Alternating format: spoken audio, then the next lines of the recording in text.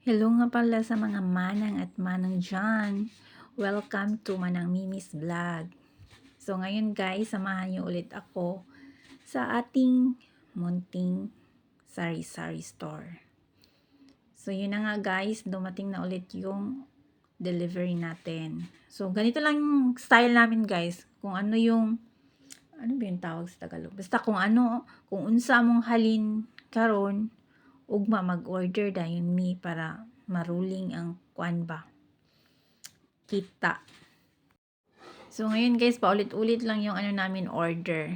Pero meron din kami dinagdag yung ano yung wala sa amin na hinahanap ng customer. So yun ang ano namin dinagdag. Tapos kadalasan talaga guys, yung mabilis mabenta yung sabon at saka yung mga sardinas at saka instant noodles, kape.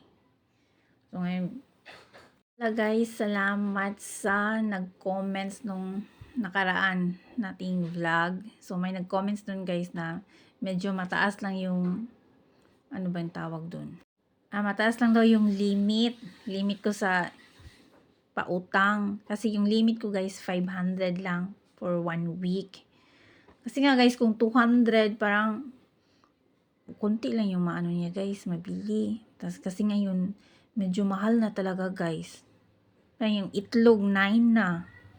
Tapos yung sardinas 20 plus. Tapos yung mga beef loaf, mahal na din siya guys. Kaya sa isip ko mga 500 siguro. Tama na yun. Pero na-appreciate ko yun guys ha, yung mga advice nyo. Tapos meron ding nag-advise. Meron ding nagsabi guys na konti lang yung i-display ko. Kaya yan, hindi lahat dinidisplay ko. Kundi lang yung sardinas na yung mabilis mabenta. Tatlo na lang yung nilagay ko sa estante guys. Tinago ko yun sa carton. Para kung mag-utang sila, sabihin ko na lang na konti na lang. So, hindi na pwede. Salamat, Grace. Shout out sa'yo. Ito na guys, bumili sana to ng face mask kasi hindi kami nagbebenta ng face mask. Binigyan ko na lang kasi madami naman akong face mask. So, bumili na lang siya ng candy, o, 'di ba? Para maging customer natin yun, guys. Sabi kasi nila, guys, dapat daw maging mabait sa customer. Kasi alam mo dito, guys, may katabi talaga akong tindahan. Magkasunod lang talaga yung bahay namin.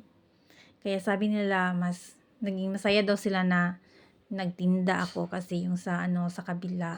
Basta chismis lang to guys. Medyo kasi sila strict.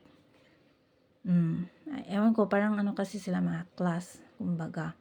Tapos nag-home, ano ba yung tawag nun? Work at home pala yung niya, yung anak niya. Kaya ayaw niya yung disturbo, yung may mag-ayo, masuko sila sa anak. Mananalipay daw sila nga. Naninda na daw unta. Bitaw guys, dapat lang man yun ang customer service yun ang unsa na to ani. Wala yun natong panlaban guys, customer service. Para magbalik-balik ang customer. Unsa pa kalayo imong tindahan kung maayo ka tapos barato lang, balik-balik naman na sila. At chika ko pala guys, wala pala kaming guys, tinda na sigarilyo at saka alak. Alam ko na yun siya guys, parang impractical 'di ba? Kasi ngayon, sa panahon ngayon, marami talagang naninigarilyo.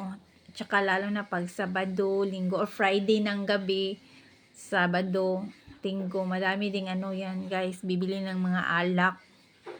Kaso hindi kami nagbebenta ng sigarilyo at saka alak. Siguro sa masusunod na guys, na vlog, sasabihin ko kung bakit. Kasi dito guys, talagang sinasabi nila, magtinda ka na ng sigarilyo, alak, magtinda ka na. Hindi ko lang talaga guys, sabi ko, ayaw namin magtinda. Next time sasabihin ko ang reason. Guys, suggest kayo kung magbenta ba ng sigarilyo at alak or huwag na. Hindi na magbenta ng sigarilyo at alak. Comment down below. Basahin ko yun guys ha. Wait ko yung mga comments nyo. Binabasa ko din yun.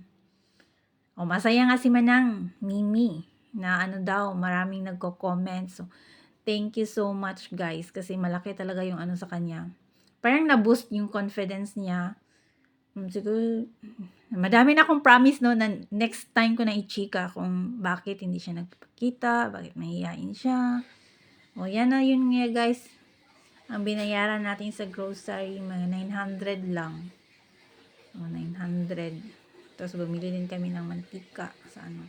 Deliver na yun guys ha, free deliver na. Malaking tulong talaga sila guys na may ano, deliver. Lalo na sa aming sitwasyon dito.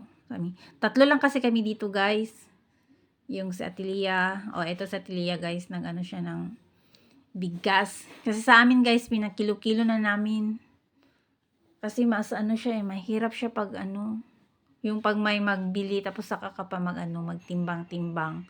Parang ano siya, waste sa time. Dugay siya, tapos iya pa kay jud kay ko gamay guys. So murag madugay jud siya kuan hatag sa customer. So mana sa Atilia guys, siya ang gwapo na tindira. Kay may medyo malditahon siya ba. So okay na siya na tindira kay mahadlok mangutang.